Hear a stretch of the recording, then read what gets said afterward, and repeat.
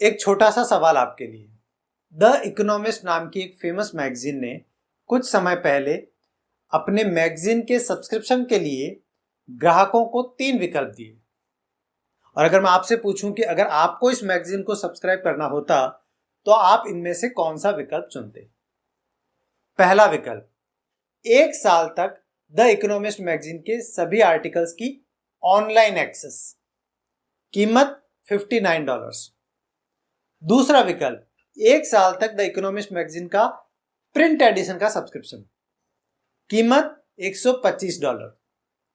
और तीसरा विकल्प, 1 साल तक दोनों प्रिंट और ऑनलाइन सब्सक्रिप्शन और कीमत वही $125। अब आपने जो कोई भी विकल्प चुना हो, लेकिन आपको इस प्राइसिंग में कुछ अजीब जरूर लगा होगा।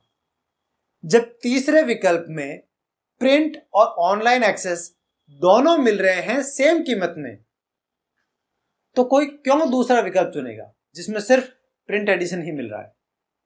तो फिर ऐसा विकल्प देने का क्या मतलब है? कहीं मैगजीन के मैनेजर बेवकूफ तो नहीं? अब मैगजीन के मैनेजर बेवकूफ हैं या बेवकूफ बनाने की कोशिश कर रहे हैं, यही जानने के लिए अमेरिका में साइकोलॉजी एंड बिहेवियरल इकोनॉमिक्स के प्रोफेसर डैन एरिली ने एक एक्सपेरिमेंट किया।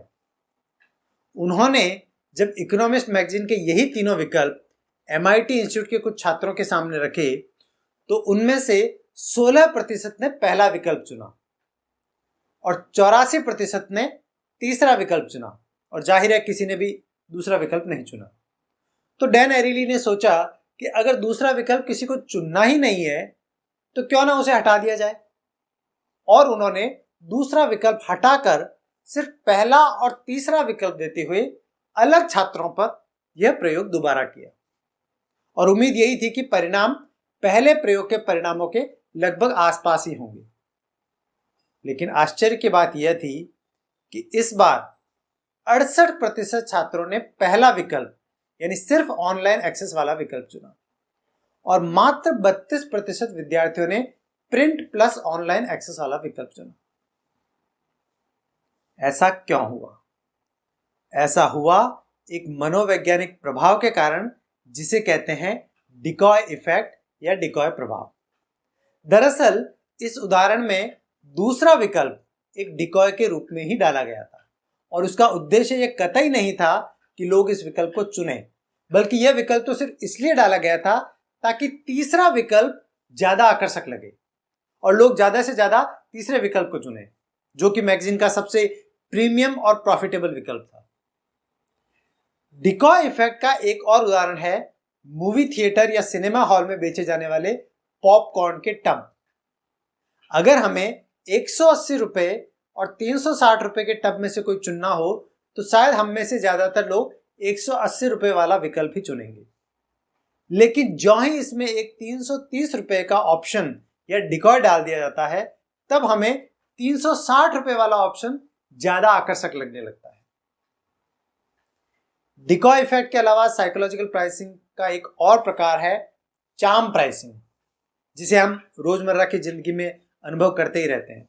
और इसके उदाहरण है 99, 499, 999 जैसी कीमतें, जो कि 100, 500 या 1000 रुपए की तुलना में बहुत कम और बहुत आकर्षक प्रतीत होती है। क्यों? क्योंकि हम किसी भी नंबर को लेफ्ट से राइट की तरफ पढ़ते हैं, इसलिए 499 रुपए में अंक 4 हमारे मस्तिष्क में सबसे पहले प्रभाव डालता है और इसीलिए यह कीमत हमें 400 और कुछ रुपए लगती है, ना कि 500 रुपए। इसके अलावा कुछ और भी प्राइसिंग ट्रिक्स है, जैसे कि अपने प्रोडक्ट की प्राइसिंग में करेंसी सिंबल जैसे रुपया या डॉलर का प्रयोग नहीं करना, या जहां तक संभव हो कॉमा का इस्तेमाल भी नहीं करना। इन सब तरीकों को आजमाने से अपने प्रोडक्ट की कीमत कम लगती है। साइकोलॉजिकल प्राइसिंग का एक रोचक उदाहरण यह भी है कि by one get one offer जो लोगों को 50% डिस्काउंट ऑफर से ज्यादा बेहतर लगता है, जबकि मैथमेटिकली दोनों ऑफर में डिस्काउंट 50% का ही है, बल्कि दूसरा ऑफर बेहतर है क्योंकि उसमें आपको सिर्फ एक ही प्रोडक्ट खरीदने की जरूरत है, जबकि by one get one free में आपको 50% डिस्काउंट लेने के लिए 2 प्रोडक्ट लेने पड़ते हैं। साइकोलॉजिकल प्राइसिंग का एक और प्रकार है प्राइस एंकरिंग, जिसका प्रयोग एप्पल के को founder legendary mister Steve jobs ने भी किया था आईपैड को लॉन्च करते वक्त। जब स्टीव जॉब्स आईपैड के फीचर्स एक्सप्लेन कर रहे थे, उस वक्त उनके बैकग्राउंड में स्क्रीन पर $999 लिखा था, जो एक तरह से संकेत था आईपैड की संभावित कीमत का। और इस तरह उन्होंने सारी ऑडियंस के दिमाग में यह कीमत अंकित कर दी। और फिर जब उन्होंने आईपैड की असली कीमत उजागर की, जो थी मात्र $499, तो यह सुनते ही सारी ऑडियंस खुशी से चिल्लाने लग गई। और पहले ही दिन एप्पल ने 3 लाख आईपैड बेच दिए। और पिछले एक दशक में एप्पल 50 करोड़ से भी ज्यादा आईपैड बेच चुकी है। क्या प्राइस एंकरिंग इफेक्ट एकदम अनरिलेटेड नंबर के केस में भी काम करता है? यह जांचने के लिए डैन एरिली और एक उनके साथी प्रोफेसर ने प्रतिभागियों के एक समूह के साथ एक प्रयोग किया। और प्रत्येक प्रतिभागी को कुछ वस्तुओं जैसे शराब, एक कॉर्डलेस माउस, एक कॉर्डलेस कीबोर्ड, एक डिजाइन बुक, चॉकलेट आदि की एक सूची दी गई। और उन्हें अपने पेज के शीर्ष पर अपने सोशल सिक्योरिटी नंबर या सामाजिक सुरक्षा संख्या के अंतिम 2 अंक लिखने के लिए कहा गया। जैसे भारत में हमारे यहाँ आधार कार्ड नंबर होता है, वैसे ही अमेरिका में हर व्यक्ति का एक सोशल सिक्योरिटी नंबर होता है। तो प्रोफेसर ने प्रतिभागियों को अपने सोशल सिक्योरिटी नंबर के अंतिम 2 अंक लिखने का निर्देश दिया और फिर उन्हें इन 2 अंकों से बने नंबर को प्रत्येक आइटम के आगे डॉलर सिंबल के साथ मूल्य के रूप में लिखने को कहा। जैसे यदि अंतिम 2 अंक 4 और 5 थे, तो प्रतिभागी $45 लिखेंगे प्रत्येक आइटम के आगे। इसके बाद प्रतिभागियों को प्रत्येक आइटम के लिए हां लिखने के लिए कहा अगर वे उस कीमत में उस आइटम को खरीदना चाहेंगे, और नहीं लिखने के लिए कहा अगर वे उस कीमत में उस आइटम को नहीं खरीदना चाहेंगे। और अंत में उनसे प्रत्येक आइटम के आगे वह अधिकतम कीमत लिखने के लिए कहा गया जिस कीमत पर वो उस आइटम को खरीदना चाहेंगे, या यूं कहें कि उस आइटम की अधिकतम बोली लगाना पसंद करेंगे। एरिली ने पाया कि छात्रों की सोशल सिक्योरिटी नंबर्स ने उस राशि को प्रभावित किया जो वे पे करने को तैयार थे इन आइटम को खरीदने के लिए। जिन प्रतिभागियों के सोशल सिक्योरिटी नंबर्स के अंतिम 2 अंक उच्चतम थे 80 to 99 की रेंज में, उन्होंने उच्चतम बोली लगाई थी। और सबसे कम अंतिम 2 अंकों 1 से 20 वाले प्रतिभागियों ने सबसे कम बोली लगाई थी। मतलब उनका सोशल सिक्योरिटी नंबर एक प्राइस एंकर की तरह काम कर रहा था। इसी तरह का एक प्रयोग सीडी की एक दुकान पर किया गया, जिसके बिल्कुल पास में एक कपड़े की दुकान भी थी। और उस कपड़े की दुकान के बाहर एक शर्ट डिस्प्ले में लगाया हुआ था, और उस शर्ट के ऊपर उसकी बड़े बड़े अक्षरों में कीमत भी लिख रखी थी। और यह शर्ट इस तरह से रखा गया था कि जो भी सीडी की दुकान में प्रवेश करता, उसकी नजर उस शर्ट पर और उस पर लिखी कीमत पर जरूर पड़ती।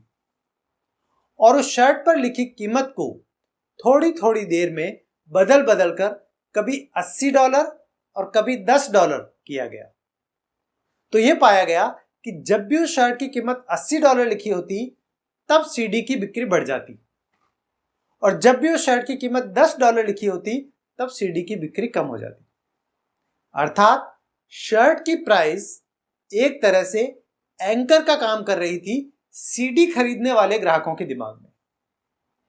या यूं कहें कि $10 शर्ट की कीमत की तुलना में सीडी की कीमत उन्हें ज्यादा लगती, और इस वजह से उनकी सीडी खरीदने की संभावना कम हो जाती।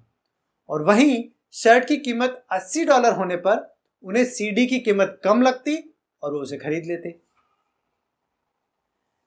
प्राइस एंकरिंग का एक उदाहरण है Amazon और फ्लिपकार्ट जैसे ऑनलाइन प्लेटफॉर्म पर लिखी गई प्रोडक्ट्स की MRP, जिसे काट कर बाद में डिस्काउंटेड कीमत लिख दी जाती है। तो यहां पर MRP प्राइस एंकर का काम करती है, और उसकी वजह से डिस्काउंटेड कीमत हमें कम लगने लगती है। अगर साइकोलॉजिकल प्राइसिंग का कोई उदाहरण आपके ध्यान में भी हो, तो कृपया अपना अनुभव कमेंट सेक्शन में लिखकर जरूर साझा करें। धन्यवाद।